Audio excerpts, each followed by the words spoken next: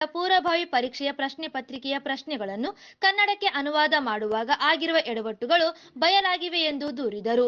2 ಪ್ರಶ್ನೆ ಪತ್ರಿಕೆಗಳಲ್ಲೂ ಹಲವಾರು ತಪ್ಪುಗಳು ನುಸುಳಿದ್ದು, ಕೆಲವು ಪ್ರಶ್ನೆಗಳು ಮತ್ತು ಉತ್ತರದ ಆಯ್ಕೆಗಳು ಇಂಗ್ಲಿಷ್ ಮತ್ತು ಕನ್ನಡದಲ್ಲಿ ತದ್ವಿರುದ್ಧವಾಗಿವೆ. ಇನ್ನು ಕೆಲವು ಪ್ರಶ್ನೆಗಳು ಉತ್ತರದ ಆಯ್ಕೆಗಳು ಅರ್ಥವೇ ಆಗದಂತಿವೆ ಎಂದರು.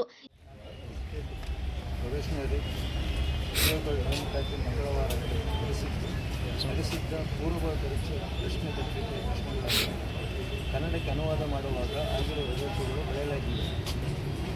2 ಪ್ರಶ್ನೆ ಪತ್ರಿಕೆಗಳಲ್ಲೂ ಹಲವಾರು ತಪ್ಪುಗಳು ಸುಳಿದಿದ್ದು, ಕೆಲವು ಪ್ರಶ್ನೆಗಳು ಮತ್ತು ಉತ್ತರದ ಆಯ್ಕೆಗಳು ಇಂಗ್ಲಿಷ್ ಮತ್ತು ಕನ್ನಡದಲ್ಲಿ ತದ್ವಿರುದ್ಧವಾಗಿವೆ. ಇನ್ನು ಕೆಲವು ಪ್ರಶ್ನೆಗಳು ಉತ್ತರದ ಆಯ್ಕೆಗಳಿಂದ ಅರ್ಥವೇ ಆಗದಂತಿದೆ. ಉದಾಹರಣೆಗೆ, ಇಂಗ್ಲಿಷ್ನಲ್ಲಿ ತಪ್ಪು ಹೇಳಿಕೆಗಳು ಯಾವುವು ಎಂದು ಇಂಗ್ಲಿಷ್ನಲ್ಲಿ ತಪ್ಪು ಹೇಳಿಕೆಗಳು ಯಾವುದು ಎಂದು ಕೇಳಿದ್ದರೆ ಕನ್ನಡದಲ್ಲಿ ಸರಿ ಹೇಳಿಕೆಗಳು ಯಾವುವು ಎಂದು ಕೇಳಲಾಗಿದೆ. ಹಾಗೆಯೇ ಇಂಗ್ಲಿಷ್ನಲ್ಲಿ ಅತ್ಯಂತ ಭಾರವಾದ ಪಕ್ಷಿಗಳಲ್ಲಿ ಒಂದು ಎಂದು ಹೇಳಿದ್ದರೆ ಕನ್ನಡಕ್ಕೆ ಅನುವಾದ ಮಾಡುವಾಗ ವೇಗವಾಗಿ ಹಾರಾಡುವ ಪಕ್ಷಿ ಎಂದು ಉಲ್ಲೇಖಿಸಲಾಗಿದೆ. ಹೀಗೆ ಒಟ್ಟಾರೆ ಪ್ರಶ್ನೆ ಪತ್ರಿಕೆಯಲ್ಲಿ ಇಂಗ್ಲಿಷ್ ಅನುವಾದದ ಅರ್ಥಗಳನ್ನು ತದ್ವಿರುದ್ಧವಾಗಿ ಇರುವುದು ಬಹಳಷ್ಟು ಜನರನ್ನು ಅನುತ್ತೀರ್ಣ ಮಾಡುವ ಆತಂಕವಿರುವುದರಿಂದ ಮುಖ್ಯಮಂತ್ರಿಗಳು ಕೆಪಿಎಸ್ಸಿ ಪರೀಕ್ಷೆಗಳನ್ನು ಮರುಪರೀಕ್ಷೆ ನಡೆಸಲು ಕರ್ನಾಟಕ ಲೋಕಸೇವಾ ಆಯೋಗಕ್ಕೆ ಸೂಕ್ತ ಶಿಫಾರಸು ಮಾಡಬೇಕೆಂದು ಮನವಿ ಮಾಡಿದರು. ಈ ಸಂದರ್ಭದಲ್ಲಿ ಅಜಿತ್ ಜಾಗೀರ್ದಾರ್, ನಿರಂಜನ್, ರವಿಚಂದ್ರನ್, ಮಾರ್ಯಪ್ಪ ಹರವಿ, ಸೈಯದ್ ಅಬ್ಬಾಸ್ ಅಲಿ ಸೇರಿದಂತೆ ಅನೇಕರು ಭಾಗವಹಿಸಿದ್ದರು. ಜಿಲ್ಲಾಡಳಿತ, ಜಿಲ್ಲಾ ಪಂಚಾಯತ್, ತಾಲೂಕು ಆಡಳಿತ ಹಾಗೂ ತಾಲೂಕ್ ಪಂಚಾಯತ್ ಸಿರವಾರ್ ಸಂಯುಕ್ತಾಶ್ರಯದಲ್ಲಿ ಮಹತ್ವಾಕಾಂಕ್ಷಿ ಕಾರ್ಯಕ್ರಮದಡಿಯಲ್ಲಿ ಸಂಪೂರ್ಣತಾ ಅಭಿಯಾನದ ರಾತ್ರಿ ಚೌಪಲ್ ಕಾರ್ಯಕ್ರಮವನ್ನು ಸಿರವಾರ್ ತಾಲೂಕಿನ ಚಿಂಚರಕಿ ಗ್ರಾಮದ ಸರ್ಕಾರಿ ಹಿರಿಯ ಪ್ರಾಥಮಿಕ ಶಾಲೆಯಲ್ಲಿ ಹಮ್ಮಿಕೊಳ್ಳಲಾಯಿತು. ಜಿಲ್ಲಾ ಪಂಚಾಯತ್ ಮುಖ್ಯ ಯೋಜನಾಧಿಕಾರಿಗಳಾದ ಡಾಕ್ಟರ್ ಟಿ ರೋಣಿ ಅವರು ಕಾರ್ಯಕ್ರಮ ಉದ್ಘಾಟಿಸಿದರು.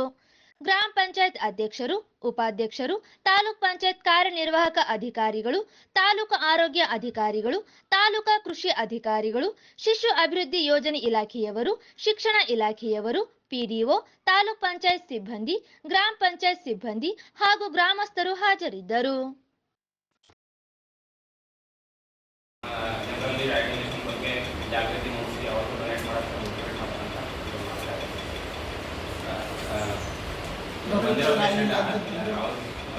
ನೋಂದಣಿ ಅಂದರೆ ಇಲ್ಲಿ ಮಾಡಲ್ಲ, ಐ ಡೊನೇಷನ್ ಪ್ರೊಸೀಜರ್ ಇಲ್ಲಿ ಮಾಡಲ್ಲ.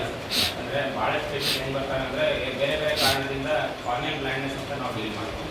ಕಾರ್ನಿಯಲ್ ಅಂದರೆ ಮುಂದೆ ಕಣ್ಣಿಂದ ಕಲಿಗುಡ್ಡೆ ಇರ್ತದೆ, ಅದ್ರದ್ದು ಬ್ಲೈಂಡ್ನೆಸ್ ಅಂತಂದರೆ ಅದಕ್ಕೆ ನಾವು ಸರಿಪಡಿಸೋದಕ್ಕಂತಂದು ಐ ಡೊನೇಷನ್ ಇದು ಮಾಡ್ತೀವಿ.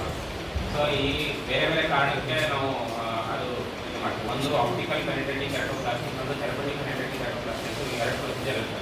ಥೆರಪಟಿಕ್ ಯಾಕೆ ಮಾಡ್ತೀವಿ ಅಂದರೆ ಕಣ್ಣಲ್ಲಿ ನಂಜಾಗಿ ಈ ಥರ ಕಣ್ಣು ಗುಡ್ಡೆನೇ ಹಾಳಾಗಿರುತ್ತೆ ಭಾಳಷ್ಟು. ಅದು ಭಾಳ ದೊಡ್ಡ ಎಮರ್ಜೆನ್ಸಿ ಅಂತ ಹಂಗಿದ್ದಾಗ ನಾವೇನು ಮಾಡ್ತೀವಿ, ನಮ್ಮ ಹಾಸ್ಪಿಟಲ್ಗೆ ಬಂದಾಗಲಿ ನಾವು ಪೇಷಂಟ್ಗೆ ಒಂದು ರೆಫರಲ್ ಲೆಟರ್ ಬರ್ಕೊಟ್ಟು ಅಲ್ಲಿ ಐ ಬ್ಯಾಂಕಲ್ಲಿ ಇನ್ಫಾರ್ಮ್ ಮಾಡಿ ಅದೇ ದಿವಸ ಅವ್ರು ಹೋಗಿ ಮುಟ್ಟಿದ ದಿವಸನೇ ಐ ಡೊನೇಷನ್ ಇದು ಟ್ರಾನ್ಸ್ಪ್ಲಾಂಟೇಷನ್ ಆಗಿ ಸರ್ಜರಿ ಆಗಿ ಬರೋ ಹಾಗೆ ಮಾಡ್ತೀವಿ. ಸುಧಾ ಪಾಟೀಲ್ ಮಾತನಾಡಿ, ಎಲ್ಲ ದಾನಕ್ಕಿಂತಲೂ ನೇತ್ರದಾನ ಮಹತ್ವದಾಗಿದೆ. ಹೆಚ್ಚಿನ ಸಂಖ್ಯೆಯಲ್ಲಿ ಜನರು ಜಾಗೃತರಾಗಿ ನೇತ್ರದಾನ ಮಾಡುವ ಮೂಲಕ ಅಂಧರ ಬಾಳಿಗೆ ಬೆಳಕಾಗಬೇಕಾಗಿದೆ ಎಂದರು. ಆದಷ್ಟು ಸಾಧ್ಯವಾದಷ್ಟು ನಾವು ಒಳಗಡೆ ಡಿಸಿ ಆಫೀಸರ್ ಆ ಕಡೆ ಎಲ್ಲ ಮನೆಗಳೆಲ್ಲ ಇಲ್ಲ ಸರ್. ಡಿಸಿ ಅಂದ್ರೆ ಅವರು ಕೂಡ ಅವರು ನಮ್ಮಲ್ಲೇ ಭಾಗವಹಿಸಿದ್ದಾರೆ. ಮೆಡಿಕಲ್ ಆಫೀಸರ್ಸ್ ಎಲ್ಲ ನಮ್ಮಲ್ಲೇ ಬರ್ತಾ ಇದ್ದಾರೆ. ಡಿಎಚ್ಎಸ್ ಅವರು ಬರ್ತಾರೆ ಸರ್, ಅವರು ಕೂಡ ಇದರಲ್ಲಿ ಭಾಗವಹಿಸ್ತಾ ಇದ್ದಾರೆ. District health officer doctor Surendra Babu ಅವರು ಬರ್ತಾ ಇದ್ದಾರೆ. ಮತ್ತೆ ಸ್ವಾಮೀಜಿ ಬರ್ತಾ ಇದ್ದಾರೆ ಸರ್, ಶಾಂತನಗರ ಸ್ವಾಮೀಜಿ ಬರ್ತಾ ಇದ್ದಾರೆ. ನಾವು 9 ತಿಂಗಳು ಆಯ್ತು. ಈ ಸಂದರ್ಭದಲ್ಲಿ ಸೋಹೆಲ್ ಉಸ್ಮಾನ್ ಇದ್ದರು. ರಾಯಚೂರಿನಿಂದ ಬೆಂಗಳೂರಿಗೆ ಗೂಳೆ ಹೊರಟಿದ್ದ ಪ್ರಕಾಶ್ ಹಂಪಮ್ಮ ದಂಪತಿಯ 3 ವರ್ಷದ ಮಗು ಕಿಡ್ನಾಪ್ ಆಗಿದೆ. ಇದೇ ಆಗಸ್ಟ್ 29ರಂದು ಮಾರ್ಗ ಮಧ್ಯೆ ಆಂಧ್ರದ ಅನಂತಪುರದಲ್ಲಿ ಮಗು ಕಿಡ್ನಾಪ್ ಆಗಿದೆ. ಬಿಸ್ಕೆಟ್ ಕೊಟ್ಟು ಪುಸಲಾಯಿಸಿದ್ದ ಬೇರೊಬ್ಬ ದಂಪತಿಗಳು ರಾತ್ರಿ ಎಲ್ಲರೂ ಮಲಗಿದ ಬಳಿಕ ಮಗು ಸಮೇತ ಎಸ್ಕೇಪ್ ಆಗಿದ್ದಾರೆ. ಘಟನೆಗೆ ಸಂಬಂಧಿಸಿದಂತೆ ಮಗು ತಂದೆ ಪ್ರಕಾಶ್ ಅನಂತಪುರ ರೈಲ್ವೆ ಪೊಲೀಸರಿಗೆ ದೂರು ನೀಡಿದ್ದಾರೆ. ಮಗುವಿನ ಜೊತೆ ಎಸ್ಕೇಪ್ ಆದ ದಂಪತಿಗಳು ಮಗುವಿನ ಗುರುತು ಸಿಗದೆ ಇರಲು ಮಂತ್ರಾಲಯದಲ್ಲಿ ಬಂದಿದ್ದ ಆರೋಪಿ ದಂಪತಿ ಮಂತ್ರಾಲಯದಲ್ಲಿ ಮಗುವಿನ ಹೇರ್ ಕಟ್ ಮಾಡಿಸಿ ಬಟ್ಟೆ ಬದಲಾಯಿಸಿ ಎಸ್ಕೇಪ್ ಆಗಿದ್ದಾರೆ. ಈ ವೇಳೆ ಮೊಬೈಲ್ ನೆಟ್ವರ್ಕ್ ಆಧಾರದಲ್ಲಿ ರಾಯಚೂರಿನಲ್ಲಿ ಆರೋಪಿ ದಂಪತಿ ಇರುವುದು ಪತ್ತೆಯಾಗಿದೆ.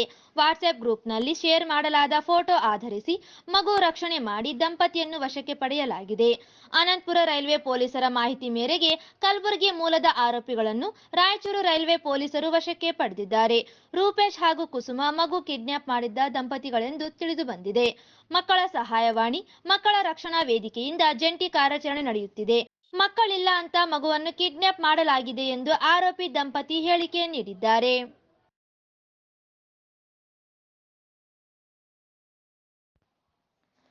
ನಗರಸಭೆಯ ನೂತನ ಅಧ್ಯಕ್ಷರಾಗಿ ಆಯ್ಕೆಗೊಂಡ ನರಸಮ್ಮ ಮಾಡಗಿರಿಯವರು ಶಾಸಕ ಶಿವರಾಜ್ ಪಾಟೀಲ್ ಅವರ ನಿವಾಸಕ್ಕೆ ಭೇಟಿ ನೀಡಿ ಶಾಸಕರನ್ನು ಸನ್ಮಾನಿಸಿ ಗೌರವಿಸಿದರು. ಈ ವೇಳೆ ನೂತನ ಅಧ್ಯಕ್ಷರಿಗೆ ಗೌರವಿಸಿದ ಶಾಸಕ ಶಿವರಾಜ್ ಪಾಟೀಲ್ ಅವರು ನಗರದ ಅಭಿವೃದ್ಧಿಗೆ ಒಗ್ಗಟ್ಟಾಗಿ ಪಕ್ಷ ಭೇದ ಮರೆತು ಅಭಿವೃದ್ಧಿ ಕಾರ್ಯಗಳನ್ನು ಕೈಗೊಳ್ಳುವಂತೆ ತಿಳಿಸಿದರು.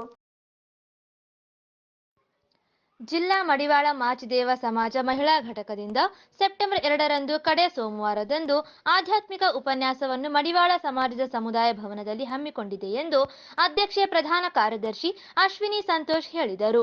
ಪತ್ರಿಕಾಗೋಷ್ಠಿಯಲ್ಲಿ ಮಾತನಾಡಿ, ಶ್ರಾವಣ ಮಾಸದ ಪ್ರಯುಕ್ತ ಪ್ರತಿ ಸೋಮವಾರ ಸಂಜೆ 6 ಗಂಟೆಯಿಂದ 8 ಗಂಟೆಯವರೆಗೆ ಆಧ್ಯಾತ್ಮಿಕ ಉಪನ್ಯಾಸ ಕಾರ್ಯಕ್ರಮವನ್ನು ಹಮ್ಮಿಕೊಂಡಿದ್ದೇವೆ. ಈಗಾಗಲೇ 4 ಶ್ರಾವಣ ಸೋಮವಾರಗಳನ್ನು ಆಧ್ಯಾತ್ಮಿಕ ಪ್ರವಚನಗಳ ಮೂಲಕ ಯಶಸ್ವಿಯಾಗಿ ಕಾರ್ಯಕ್ರಮ ನೆರವೇರಿಸಿದ್ದೇವೆ ಎಂದರು. ಪ್ರವಚನ ನಂಬಿಕೊಂಡಿದ್ದೇವೆ. ಇದಕ್ಕೆ ಮುಖ್ಯ ಉಪನ್ಯಾಸಕರಾಗಿ ಕೆ.ಸಿ. ರಾಜಶೇಖರ್, ಜೀವನ ಕೌಶಲ್ಯ ತರಬೇತಿದಾರರು ಹಾಗೂ ಪ್ರೇರಣಾ ಮಾತುಗಾರರು ಆಗಮಿಸಲಿದ್ದಾರೆ. ಈ ಒಂದು ಸಂದರ್ಭದಲ್ಲಿ ನಾವು ಮುಖ್ಯ ಘಟ್ಟವಾಗಿ ಮಹಿಳೆಯರಿಗೆ, ಮಡಿವಾಳ ಸಮಾಜದ ಮಹಿಳೆಯರಿಗೆ ಉಳಿದುಂಬ ಕಾರ್ಯಕ್ರಮವನ್ನು ನೆರವೇರಿಸಿಕೊಂಡಿದ್ದೇವೆ. ಈ ಒಂದು ಕಾರ್ಯಕ್ರಮಕ್ಕೆ ಎಲ್ಲ ಮಹಿಳೆಯರು ಹೆಚ್ಚಿನ ಸಂಖ್ಯೆಯಲ್ಲಿ ಭಾಗವಹಿಸಿ ಯಶಸ್ವಿಗೊಳಿಸಬೇಕೆಂದು ಮಹಿಳೆಯರಲ್ಲಿ ವಿನಂತಿಸಿಕೊಳ್ಳುತ್ತಾ, ಇನ್ನೊಂದು ಈ ಸಂದರ್ಭದಲ್ಲಿ ನಮ್ಮ ಲಿಂಗನ ಮಹಿಳಾ ಘಟಕದ ಇನ್ನುಳಿದ ಪದಾಧಿಕಾರಿಗಳು ಹಾಗೂ ಸದಸ್ಯರಿಗೆ ಆದೇಶ ಪತ್ರ ನೀಡಲಿದ್ದೇವೆ. ಆದ್ದರಿಂದ ಈ ಒಂದು ಕಾರ್ಯಕ್ರಮಕ್ಕೆ ನಮ್ಮ ಸಮಾಜದ ಹಿರಿಯರು, ಮುಖಂಡರು, ಮಕ್ಕಳು, ಮಹಿಳೆಯರು ಹೆಚ್ಚಿನ ಸಂಖ್ಯೆಯಲ್ಲಿ ಆಗಮಿಸಿ ನಮಗೆ ಸಹಕರಿಸಬೇಕೆಂದು ವಿನಂತಿಸಿಕೊಳ್ಳುತ್ತೇವೆ.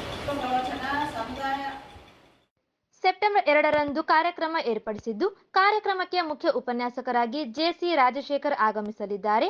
ಮಡಿವಾಳ ಸಮಾಜದ ಮಹಿಳೆಯರಿಗೆ ಉಡಿ ತುಂಬುವ ಕಾರ್ಯಕ್ರಮ ಹಮ್ಮಿಕೊಂಡಿದ್ದೇವೆ. ಆದ್ದರಿಂದ ಹೆಚ್ಚಿನ ಸಂಖ್ಯೆಯಲ್ಲಿ ಮಹಿಳೆಯರು ಭಾಗವಹಿಸಬೇಕೆಂದು ತಿಳಿಸಿದರು. ಈ ಸಂದರ್ಭದಲ್ಲಿ ನೂತನ ಮಹಿಳಾ ಘಟಕದ ಅಧ್ಯಕ್ಷೆ ಪಿ. ಜಮುನಾ ಕೇಶವ್, ರೂಪಾ ಗುರುಸ್ವಾಮಿ ಹಾಗೂ ಇನ್ನುಳಿದ ಪದಾಧಿಕಾರಿಗಳು ಇದ್ದರು.